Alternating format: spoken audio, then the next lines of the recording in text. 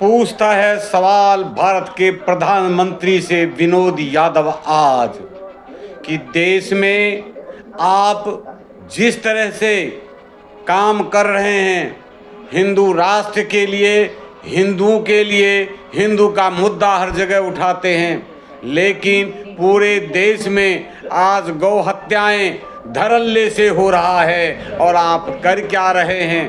आप अपने आप को इस देश में हिंदुओं के हितैषी कहते हैं और इस देश में खुल्लम खुल्ला गौ हत्याएं होती है, गौमांस बेचा जाता है, दुकान लगा के बेचा जाता है। आज इस देश में, आपके राज्य में जहाँ तहाँ चाहे हिंदू किसी भी तरह की रैलियाँ निकाले, उस पर तलवार भांजा जाता है, उस पर पत्थर बरसाया जाता है। आज वक्फ बोर्ड के नाम पर जो आपने उनके लिए अच्छा काम किया, लेकिन देश में वक्फ बोर्ड के नाम पर ये कट्टरपंथी किस तरह हिंदुओं पर अत्याचार कर रहे हैं, उनका घर जलाया जा रहा है, उनको मारा जा रहा है, उनको खुल्लम खुल्ला मार रहा है, चाहे वो मध्य प्रदेश हो चाहे बंगाल हो। आज बांग्लादेश के तर्ज पर बंगाल में ममता दीदी इस तरह का खेल खेल रही है और वो चुप है, और राष्ट्रपति, प्रधानमंत्री, देश के योगी, ये सारे के सारे मुंह से गुस्सा तो निकाल रहे हैं पर कर कुछ नहीं रहे हैं। रातों रात बांग्लादेश में जब इतना अत्याचार हो रहा है तो आप देश के जनता को क्या सुनाना चाहते हैं? आप देश के हिंदुओं को क्या सुनाना चाहते हैं? आपको तत्काल राष्ट्रपति शासन लगाना चाहिए और जो आदमी पत्थर बरसा रहा है, हिंदुओं पर अत्याचार कर रहा है, कत्लेआम कर रहा है, उस पर सख्त सख्त कार्रवाई योगी की तरह करना चाहिए।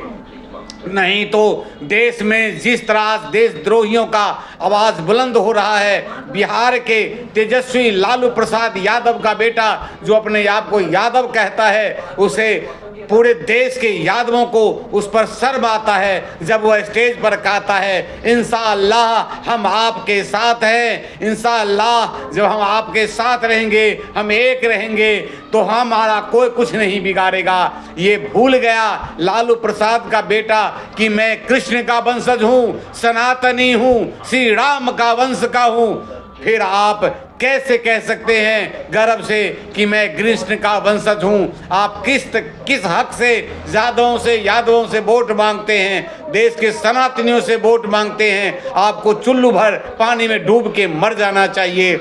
इनके समर्थक चाहे राहुल हो, अखिलेश हो, तेजस्वी, ये सब के सब देश का गद्दार है। इन गद्दार को सबक सिखाने के लिए तत्काल देश के 90% लोगों का इच्छा है कि जितना जल्दी हो देश का प्रधानमंत्री योगी जी को बनाओ, ताकि इन लोगों को सबक सिखाया जाएगा। इसीलिए मैं देश के लोगों से आग्रह करता हूं कि इस मैसेज को, इस आवाज़ को मोदी तक पहुंचाए, देश के कोना कोना में पहुंचाए कि इस कट्टरपंथियों को जवाब देने के लिए आप इनकी भलाई करते हैं लेकिन ये आपका बुराई करता है, ये देश का बुराई करता है, ये देश के लोगों का बुराई करता है।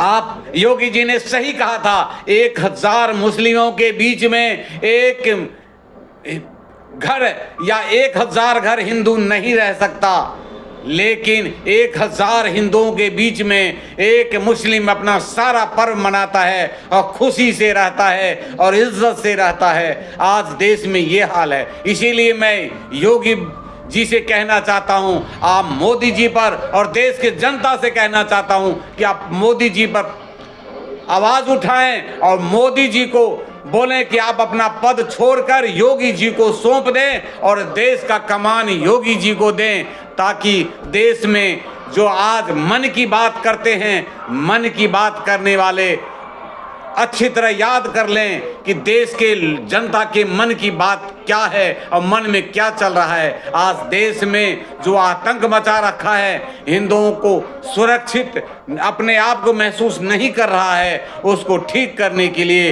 एक योगी जी ही ठीक लग रहा है देश के 90% लोगों को। इसीलिए मैं आपसे आग्रह करता हूं कि आप सख्त से सख्त कार्रवाई करें। जय हिंद, जय भारत। आपका विनोद यादव।